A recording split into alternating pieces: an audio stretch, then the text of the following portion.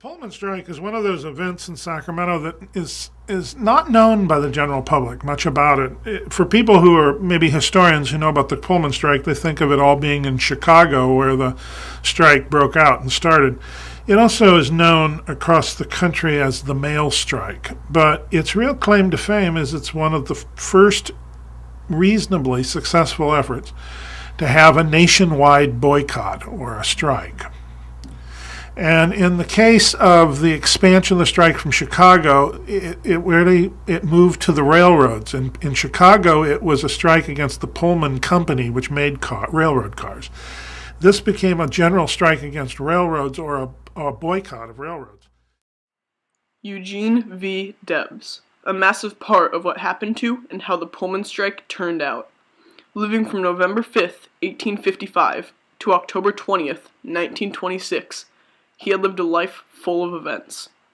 He ran for president an astounding 5 times, winning a total of 0, but that's because his highest vote was only 6%. Before running for president, Debs was one of the founders of the Pullman Company. If he didn't help with the Pullman Company, it probably wouldn't exist. Later on, Debs served 6 months in prison for injunction in court against the strike. The Pullman Company was a company of pure luxury. They strived to have the best seats, the most customers, and the best ride altogether. At the time, the company was rich. Since they were so rich, they bought as many cars to cover over 50 railroad tracks. Since the Pullman Company was very well known, the strike, soon to happen, became a very big deal. The picture shown here was taken right before the strike began. It's a picture of the first train to come into Chicago, which is where the strike happened. Within the course of weeks, the company lost hundreds of workers. Why? It's because when George Pullman hired workers, he lent them houses that they could use during their time working. He made the mistake of having them pay for their stay at their houses. Because of this, their pay was almost cut in half.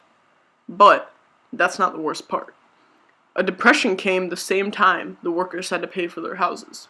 You may think that since there was a depression, the workers would lose money from their job, and they would have to pay less for their houses they rented. Right? Wrong.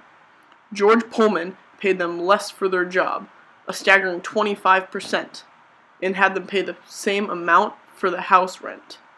Within weeks, the company lost workers, as shown in this picture. The loss of workers had many effects. One, including the railroads shutting down. No passengers could ride, take, or use the Pullman Company's cars. The company, starting with around 3,000 workers, lowered by an astounding 2,500 within one night. Because of the loss of workers and because of the depression, the workers called for a strike, better known as a boycott. The strike, starting in Chicago, but spreading throughout 27 different states. It was one of the biggest of its kind. Riots broke out in many of these states. Fights and arguments. In ways, it resembled war. People working for both the company and even people who weren't involved joined in to prove what side they were on. Mobs would start gang fights, but the biggest part of the strike was the fires. Workers caught buildings, cars, and many other structures on fire. Since there were many, many fires, there were also many, many injuries.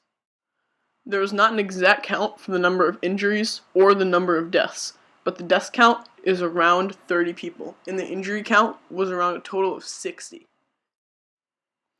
Pictures of the fires started show you how devastating they became. Fires spread throughout towns, destroying everything in their path. In total, fires, riots, and fights resulted in a total of over $80 million worth of damage. Even now, that's a lot of money.